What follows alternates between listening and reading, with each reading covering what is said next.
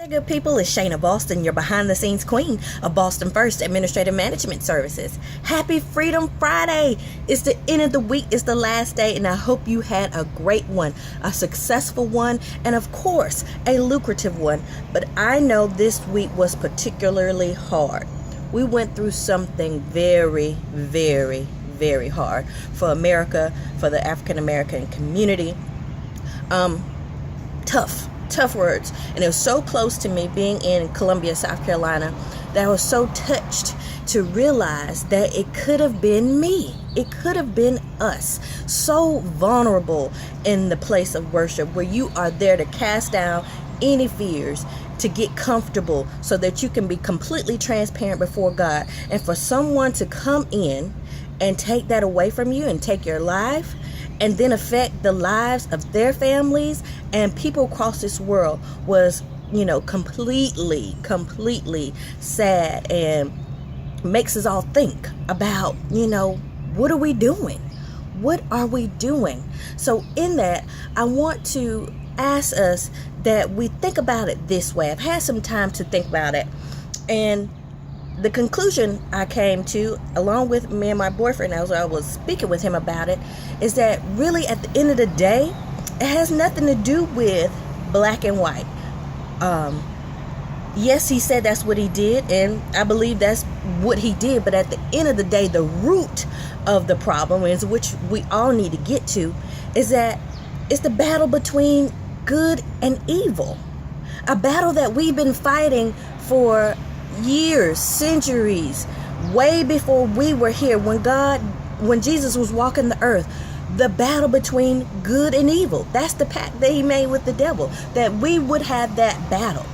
So when we start putting layers onto it, the reasons, the black and white, but you have to realize that there are also black on black crimes, white on white crimes. What's really different from it? It's evil. It's evil. And God said that's what we will be dealing with till eternity, until he comes back. So those are the things that we have to get to when we start putting labels on it and what it is, because I truly believe it was a hate crime. But the root of it is good and evil. So you need to decide which side you're going to be on.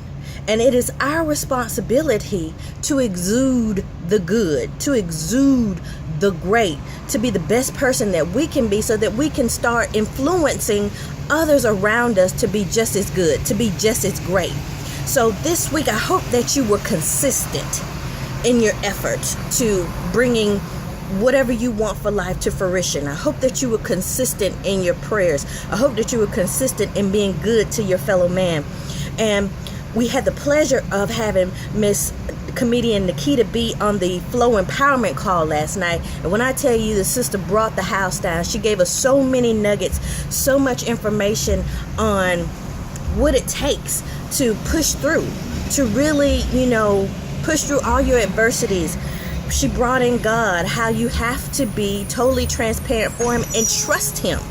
We have to trust him what happened in Charleston. We have to trust him in our lives, in our business lives, what it is that we want for ourselves. So when we get bogged down by all the bad, we have to find a way to find the good, to still be empowered, to still be a example, a light in this darkness. So we have to work together to do that. And one of the things that she said that touched me was, your success is behind your yes. What are you saying yes to? What haven't you said yes to? You need to make a decision about what it is that you want out of life. Make the decision that you're going to win. Make the decision that you're going to succeed. Say yes to it. Don't be tempted to give up. She said, don't be tempted to throw in the towel. You have to persevere. And a lot of times it's hard to do. But that's why you have to surround yourself with people who are making deposits in you, so that you can withdraw from that to keep moving forward. And as a fellow man, our duty is to continue to deposit positive things into others. We have to continue to do that, so that we become this catalyst around the world that exudes this excellence, that exudes this positivity, so that we can differentiate between the good and the evil. All right, so that's what we want to focus on. Let's keep those families in Charleston in our prayers, because keep each other in prayer, because we don't know what battles we're fighting in our mind. But we have to get uncomfortable. We have to put ourselves in positions that's gonna force us to be good, to be best, to be our best, to be greater. So also, I want to shout out my girl Fiona Ellis, who is the designer of the Don't Be Basic t-shirt.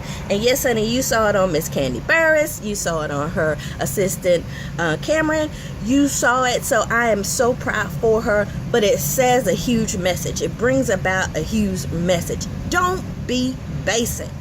Don't be basic. God called us to be great. God called us to be more than conquerors. He knows what's within us because he laid it there. We have royal blood, and we need to act like the kings and queens that we are. We need to stand on his word, be ever so bold in everything that we do. Okay? So, let's end this week out strong, regardless of what we've gone through this week. You have to recognize that we're still here. God gave us another chance to open our eyes, to breathe in and out air in our right mind, so that we can continue to do everything I just said. Be that positive catalyst. Be that positive source. Be that person that someone looks at and say, hey, she's doing it. He's doing it. So I know I can too. All right? Don't be basic. Stay consistent. All right? Let's go. We got money to make and work to do. I'm wishing you a great weekend, a great Friday. Take care of each other and yourself. I'll talk to you soon.